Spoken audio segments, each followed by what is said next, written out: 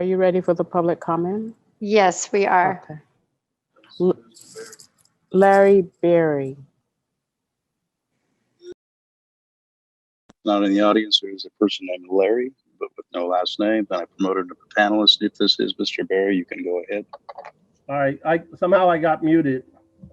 Can you hear me, Stacy? Yes, can you say something? yes, we can hear you. All right. Mr. Berry. Yeah, I disagree with a lot of what the presentation had to have to say. One of the things you left off the schools that we built on Camp Pendleton on that ledger there. There was all that money that the taxpayers of Oceanside paid to build those schools, and we never received one penny, not one penny from the DOD and the base Camp Pendleton. So when people start crying about San Luis Rey and Garrison and Jefferson and why we have no money, it's because we built those schools in San Margarita, and I listed the other school up on on the base there as well, that we don't have any money to help them with their schools. I also have a problem with Shannon Soto. Just a minute. I keep asking her for the last 8 months to get a number for this, that how much real money is there, and it doesn't show that the money, it doesn't come up, doesn't figure into how much money we have to go on to the next project. Timer. It seems like it's just a bunch of phony money. So I think we got problems there, and we're heading for a disaster, a fiscal disaster. I think we should, and I just found out today about the bond issue, and our rating is just dropped tremendously for our bond rating to get money. So I think we gotta really crack down. And I've always said this as being a member of the CBOC. This is when the money gets tight. This is when the rubber meets the road, and this is where people screw up a lot, and we end up screwing over the taxpayers. So I would like to see a definite. Nobody runs your checkbook the way that the Oceanside Unified School District plays with this money. I want to know exactly how much money we have, not this money that we're promised, not this money that we think we're going to get. I want to see the money that we actually have in the bond that's left. Those numbers already tell me that there's no money left in the bond, and it's always this money from the state, which we know the state's going to screw us over. So I'm just hoping that we can, go at this with some honesty and with some integrity about what we're going to do with this, with the bond, the remaining money on this bond. Thank you. Thank you, Mr. Berry, for your public comment. With staff on a couple projects inside of the school district. First, want to say I thank everyone who has worked very hard during this COVID crisis in the sense of supporting our students and supporting our teachers and supporting our staff. But my fear is that what has happened at San Diego State with the premature return to campus and the COVID outbreak that's happening there, what happened also inside of Oceanside Unified School District. And my fear is that, say, for example, with elementary school children, if they return back to school, the expectation is that they don't touch anybody, they can't play at recess, they can't do PE, they can't do all the normal activities on a day-to-day basis that they have done previously.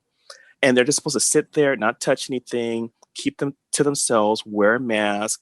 And that's not a reasonable expectation of anybody that's in elementary, middle, or even high school. That's not a reasonable expectation. And I know it's very difficult. I would be the first person to say, I want all of our kids back in the classroom where it's easier for them to have instruction, and it's easier for the work-life balance of most parents and guardians here inside of our district.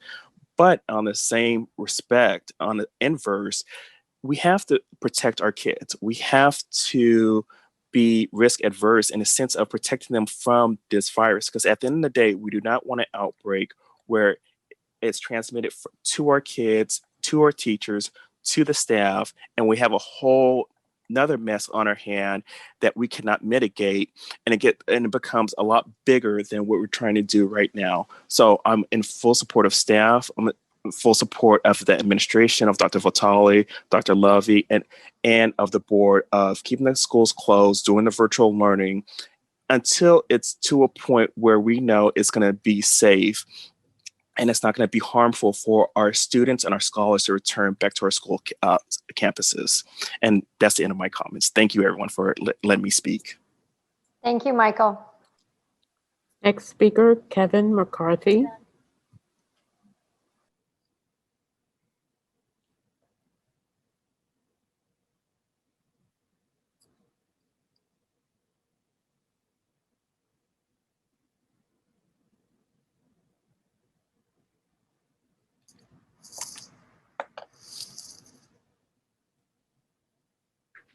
You're on, Mr. McCarthy. Okay, would you please reset the clock? Because I've been watching you, and when people are having problems connecting, you start the clock and they lose 20 seconds. Number two, I want to tell you that my wife wanted to speak and you didn't bring her on board. So you're basically denying our constitutional right to be able to be or have our voices heard. So reset the clock, please, starting now, so I can say what I want to say. This board meeting meets, is it starting right now? Just let me know, please. Yes, it is. This board meeting is meeting monthly now. Once a month, I get to tell this board what I think. First, why aren't you meeting weekly? We deserve to have more updates and opportunities to address this board. This is supposed to be a crisis with people dying left and right, like what the guy who just got on was talking about. This is like a mayhem, you know. But actually, it's really nowhere near that situation. I'm not going to go into the numbers, but effectively for young people, there is 1 in 10,000 deaths.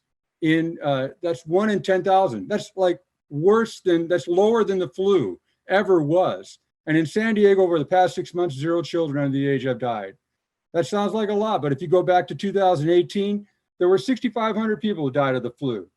Dr. Lovey is inaccurate on 2 points. There are over 5,000 children today under 18 who have been confirmed with COVID-19. And the number of hospitalizations has actually dropped to near 0 in week 36, which is the beginning of September. So what's my point? My point is that COVID-19 has minimal impact to children under the age of 20. This is backed up by the CDC, which states virtually the same points. A board member recently called out a parent and chided her for having a cavalier attitude towards returning students to the classroom. I would say that it is a board member who has a cavalier attitude. What makes her think that her opinion is less valid, the parent, or scientific than what makes the board member think that the parent's opinion is less valid? And why was she chastising that parent? I think this is an overall indication of the board's cavalier attitude and response to parents. What's my beef with the board? These are my kids, and I pay for the school board and the teacher's salary. 53% of parents said they wanted to go back to in-classroom, and 80% of teachers want to go back. Yet there's no plan for returning our kids back to the classroom, where I believe is the best place for them to get the education that we paid for. They're not getting that education. The problem, my wife and I cannot spend 100% of our time acting as a teacher for my kids. I have work, which I have been hugely pulled away from in order to monitor and attend to my students' education. What are other schools doing? Carlsbad is opening up for full-time classroom education starting on September 22nd. And Vista has plans to reopen on October 20 for in-classroom education. But this board has not made it clear when we are going to go back to classroom education. Our children are becoming addicted to computers thanks to this overemphasis and reliance on computer learning. My kids average 12 to 14 hours of screen time per day with slighter amounts on the weekends. And my high schoolers have assignments due on Sunday night at midnight so that they have work that must be done on the weekend. The net result is that they were always on their computer. Students lack the general clarity on what their reading and homework assignments are. All right. Thank you, Kevin. Time is up.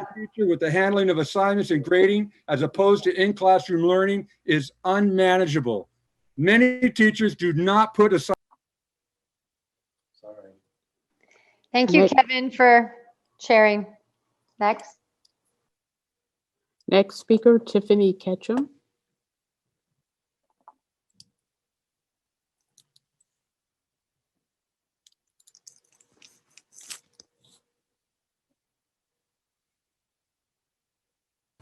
Let me know if you can hear me. Yes, we can hear you, Tiffany. Hi. Hello, OUSD board, parents, teachers, and staff. My name is Tiffany Ketchum, and I'm a mom and advocate for my 4 children. We've been part of OUSD for 15 years. We have children this year that range from a senior to our youngest that are twins in 3rd grade.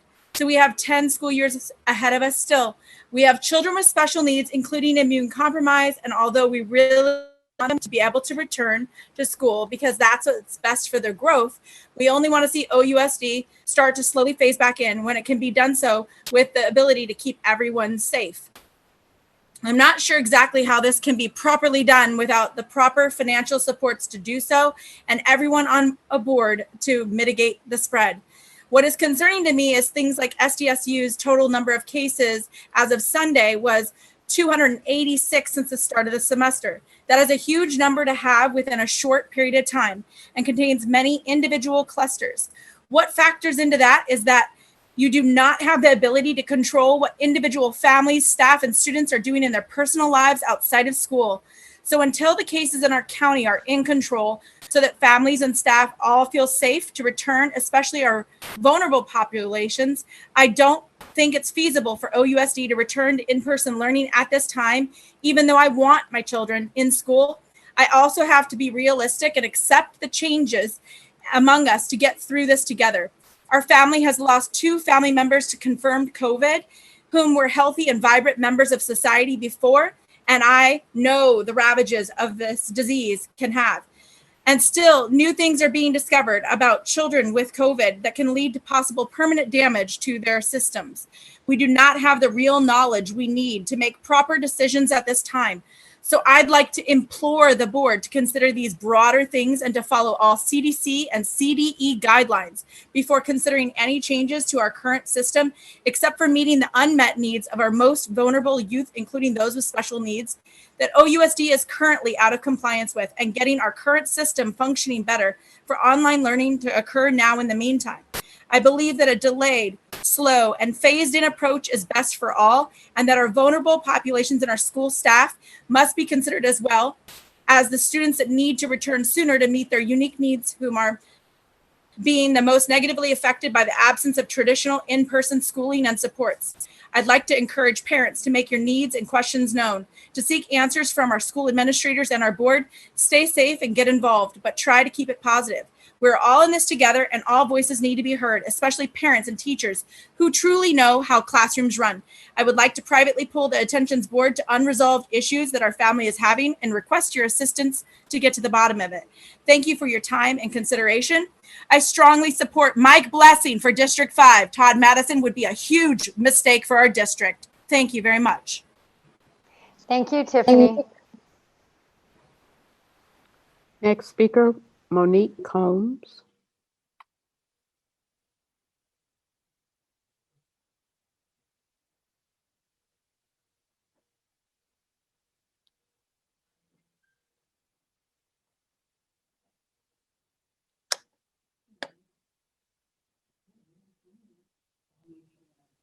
Go ahead, Ms. Combs. Thank you. Hi, and thank you for your time. I'm a special education teacher at the Adult Transition Program. I first want to say I know everyone's experience with distance learning is different, but I want to say that when it comes to my class, we are having huge success with my class and the support of my instructional assistants. We have at least 90% attendance every day. We learn, we bond, we're having fun. With that said, I want to make a plea to the district as me and my 30 or so coworkers at ATP will be the first to return to school, teaching adults nonetheless. Please, please do not reopen until all safety protocols, supplies, and systems are completely in place. Opening without all of the plan, all of the supplies that we have in this plan, which I really appreciate, are in place, not only puts the staff and students, but also puts the community at risk. Please take into consideration the recommendations that have been put forth by the WORPs, and I know will continue to come through. And let's please right now show the community that we really care. Thank you. Thank you, Monique. Kathy Morgan.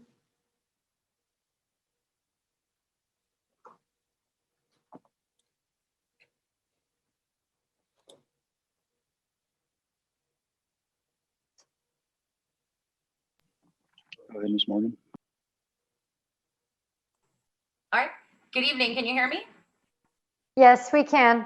Okay, thank you. My name is Kathy Morgan, and I am a first grade teacher here at Oceanside.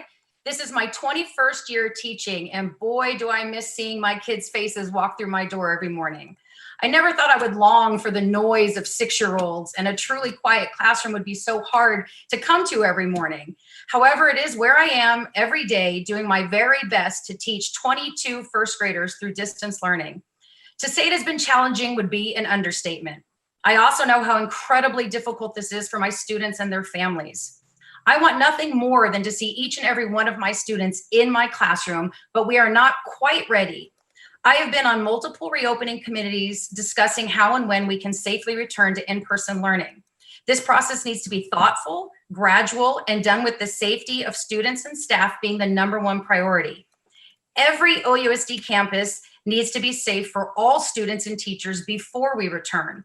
All campuses need directionality on the sidewalks for coming and going, hand washing and hand sanitizing stations, safety measures in classrooms and offices, such as appropriate plexiglass for our front offices and dividers for our classrooms, new lunch and playground procedures, everything to protect our students and teachers. There is more than I just mentioned that needs to be done. And yes, the list is extensive, but it is possible.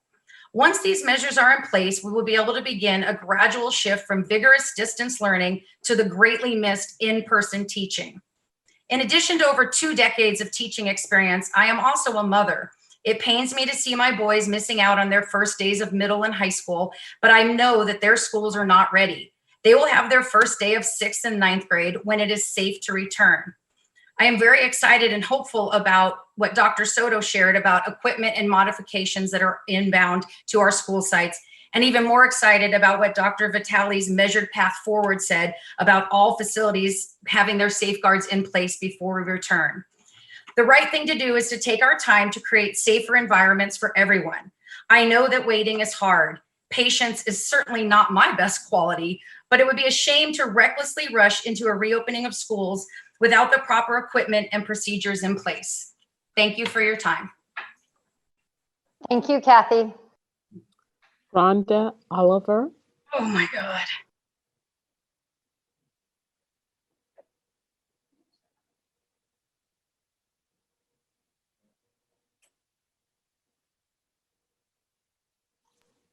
Go ahead, Ms. Oliver.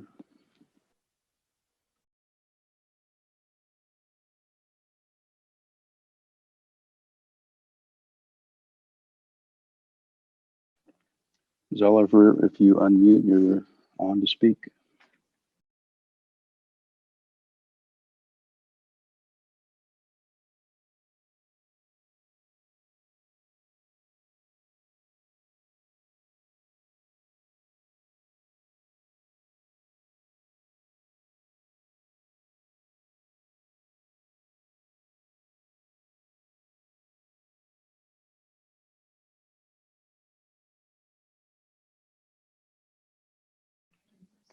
Ms. Oliver, you've been promoted to a panelist. If you unmute your microphone, you'll be able to address the board.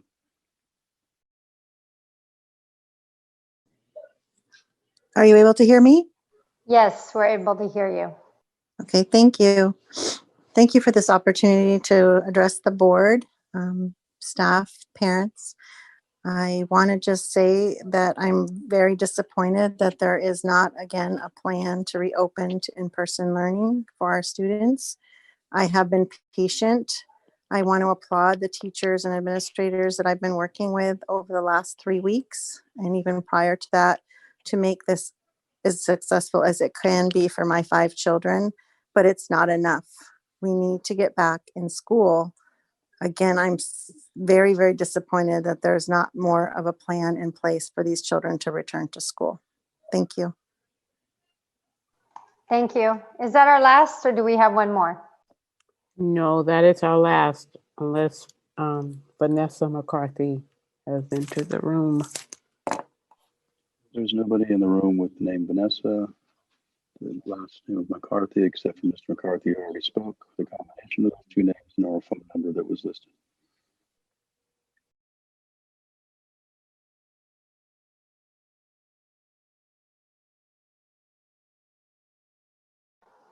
They might be using the same computer. Just throwing that out there.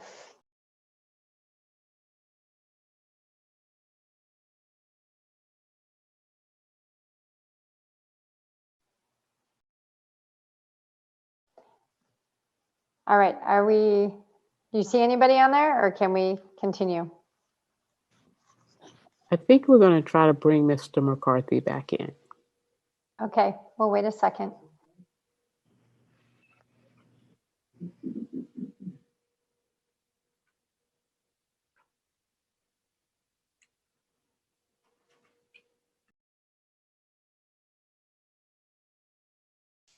Hello?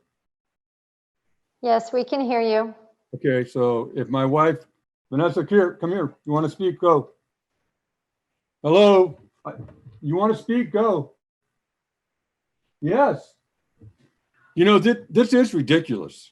This is wrong, actually, that you should hold a public meeting in this way where we are actually not allowed to speak. Can you get up here? You're up. All right, can we start the clock when she starts speaking, please? I'm here. Great, thank you. We'll restart the clock. I have been here the entire time. You called my name. I was here. You did not let me in. I believe there was some confusion because it's under the same name as your husband. So No, I it's think, not. I've All been right. on a separate call on my phone downstairs. all right, we apologize. Would you like to speak? Well, the first thing I want to say is that rather than give a big speech like everybody else has done, you know, I don't have a lot of confidence in the board, and I want to second what somebody else said at the beginning, and that was, you should all resign. You have done a horrible job at mishandling this entire thing from spring to now. You are disappointing our children. You are not following science. You're not following guidelines, and the media needs to know about how you have mishandled this entire thing. They should all know. You should be all exposed for what you've done. I love my kids' teachers. I'm not so happy with you guys, but I will say that the people that I have spoke to that are at the schools that my 3 children are at have told me the same thing, have reiterated and backed up what I've just said, that you guys are mishandling this whole thing from start to finish. The fact that you do not have a reopening plan for our 6th through 12th graders is abhorrent. I think the media should know about that too. I think other school districts in our area have had reopening plans. They have put it out there. I have copies of them. And I just can't understand why you don't have a reopening plan for our school. Why it's taking you this long to even get a reopening plan without dates on the little presentation that you gave for K through 5. What's more is that while you make nice, oh, we're going to listen to what you say and take into consideration and acknowledge, that's all great. Those are all words, but what are you doing about it? You're going to listen to comments. You learn how to placate people who are angry and upset. That's all you know how to do. And my kids are failing. My kids are not doing well. Emotionally, They're not doing well socially. And that part of this plan, you're not taking into consideration. You're all worried about their physical safety, okay? Physical distancing, the mask, the PPE. What about the rest of their safety? What about their emotional safety? You cannot socially, emotionally support them on a computer. So I think you should all resign. Thanks. Thank you. I believe that's our last one. So that opens it up for board discussion or any additional questions you have. So moving to our next item, which is my favorite. Item 13, public comments on non-agenda items. It looks like we have 4 individuals. I'll turn it over to Anne. Our first speaker, Elizabeth Reeves.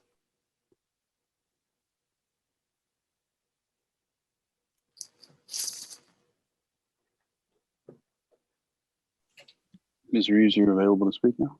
Yes, great, thank you. So good evening, everybody. My name is Elizabeth Reeves. I have 2 children in elementary school within Oceanside, and I apologize, this probably would have been better earlier, but I'm new to this system. I work in public health and I'm active duty military, as is my husband. And so like many families with essential workers, or other challenging circumstances, we have to rely on outside assistance during the day to allow our children to participate in virtual learning. And my concern is perhaps specific to elementary age children and in regards to determining the proper balance for participation, attendance, and grading. I'd like to feel a little bit more confident that my children will have the ability to learn, but also be assessed on their own abilities and understanding rather than on my ability to facilitate all their assignments. Specifically, I have concerns that those in early education are really dependent on others to participate because assignments now include going to websites and downloading or uploading information and reading sometimes technical instructions. And for our children who depend on group childcare facilities, which must balance the individual schedules of every child on site, it could be a significant challenge to keep up with the schedules when they involve additional teachers or special classes like PE or music and a variety of interactive programs. I think it's probably quite reasonable for secondary level students and even upper elementary to maintain expectations as they can generally work independently, but younger children don't get emails, they don't get texts when schedules change. Those with language barriers don't always follow the teacher's directions well enough to perform the daily independent work. And our childcare facilities have to assist in managing passwords and logins, multiple programs and multiple children to be able to understand what's due at any given moment.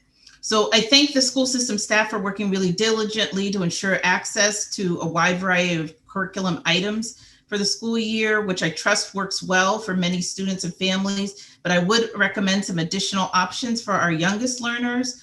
For example, maybe establishing a baseline level of participation to satisfy requirements that could allow for more flexibility for families who have competing needs. Our younger students are not the ones we're really as concerned with about skipping school on their own. Their absences are nearly always a reflection of their parents' needs, and they shouldn't be held liable when the parents can't fully support a full virtual schedule. And additionally, providing alternative options for independent and homework completion that's paper-based could make the young learner and their caregivers have a clear picture of what's required and when is it due. Flexible due dates could also be helpful for those of us who must wait until nights and weekends to be able to fully provide learning support and oversight of assignments. There's many children who are not able to remain in their own home during the day with a dedicated adult guardian who's not already occupied with their own employment or care for non-school aged children. And I would just like the school board to keep this in mind as they plan for future requirements, the same way you maintain an astute awareness of concerns like the digital divide and food insecurity. I'm certain the issue isn't unique to military members. Thank you, Elizabeth. You're out of time. Okay, thank you. Next speaker, Tony Menard.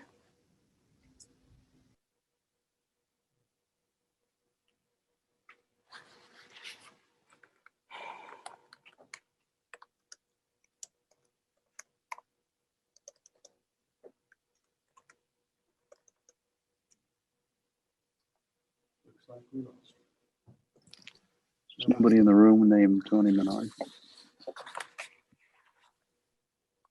Next speaker, Michael Mitchell.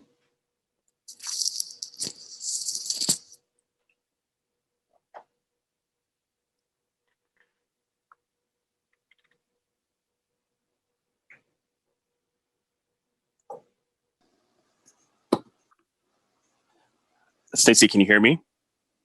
Yes, we can hear you, Michael. Okay, perfect. Hi, I'm Michael Mitchell, a guardian of 2 kids here in Oceanside Unified School District. What I wanted to speak on tonight is about the new proposed bond measure that is going to be voted upon this fall.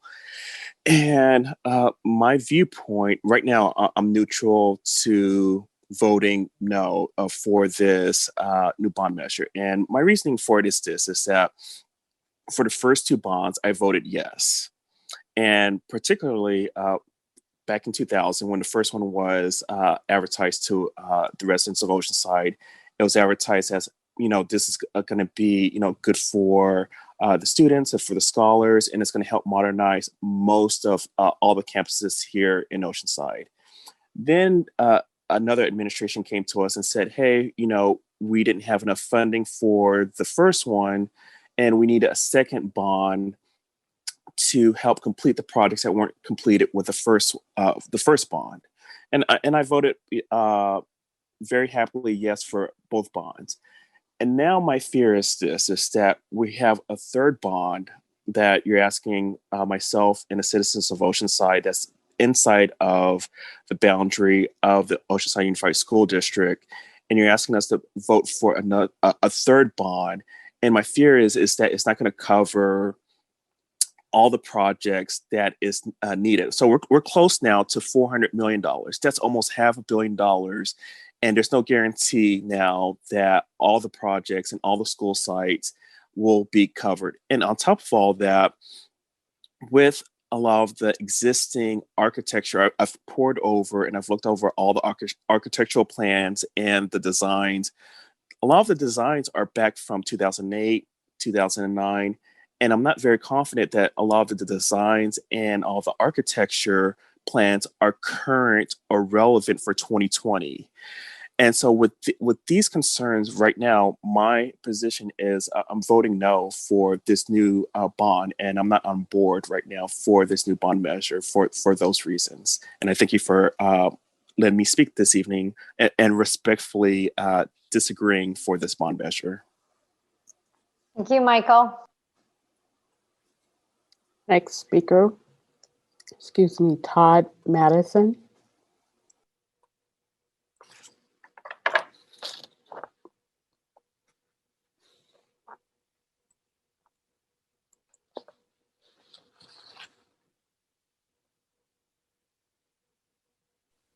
Go ahead, Mr. Madison.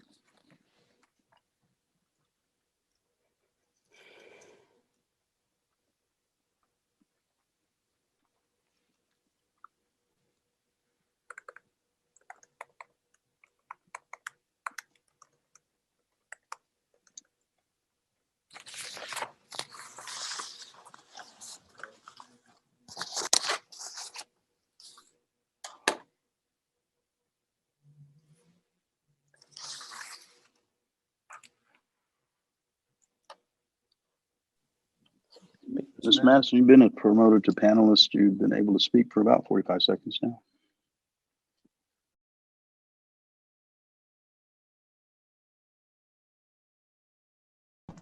Oh, Greg, there we go. Thanks. So Todd Madison again, I'm sure everybody listening knows I'm a candidate for school board. Oceanside has some great schools, exceptional teachers, caring staff.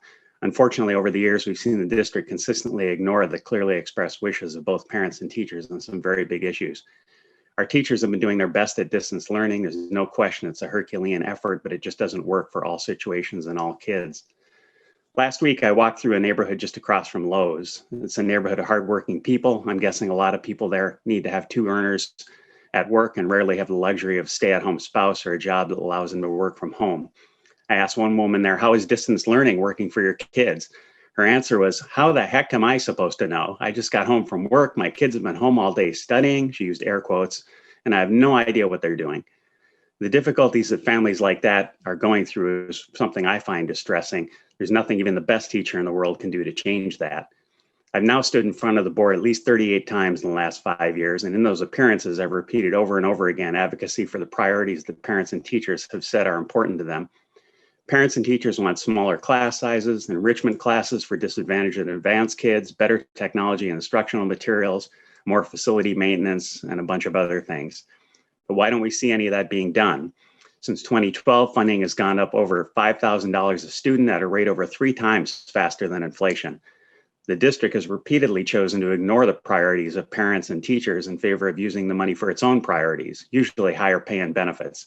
It's not a pandemic-related issue, as was said earlier. This is an issue that existed long before COVID. And of course, here we see the district also disregarding the numbers showing what parents want again. Perhaps it's time we put someone on the board willing to stand up and speak out on behalf of those parent and teacher priorities. I would encourage anyone who wants to join me in that effort to remember Todd Madison when you vote this November. You can go to toddforkids.com. That's todd4kids.com. Thanks.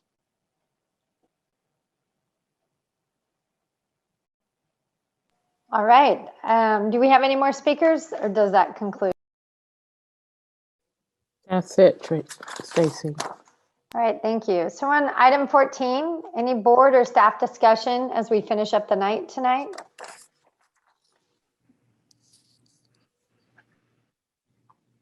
Just thank you again to everyone who's been pushing through the ambiguity. We're working on it, and we're going to make sure that kids are safe and they're learning.